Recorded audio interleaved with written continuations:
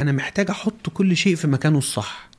يعني مثلا نيجي نقول مثلا إن إحنا نخفض النفقات، أحيانا يكون تخفيض النفقات مش صح.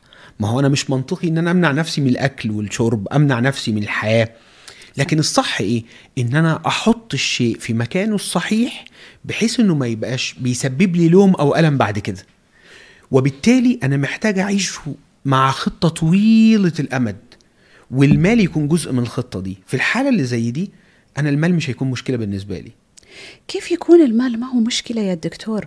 وإحنا قاعد نلاحظ أن أغلب الناس، يعني نجي للعائلة، الأفراد العائلة، الضغط، أغلب المصادر القلق والاكتئاب عند الرجل أو المسؤول عن الصرفية. لأنك مثل ما ذكرت أن إحنا العائل عندنا في العائلة ما يكون يصرف على شخص، يكون يصرف على أشخاص متعددين، ما هو مسؤول عن نفسه. صح، طبيعي. فلما صح. نجي نتكلم عن الرجل نجد أن أغلب مصادر القلق والاكتئاب عند الرجل تكون صادرة بسبب المال.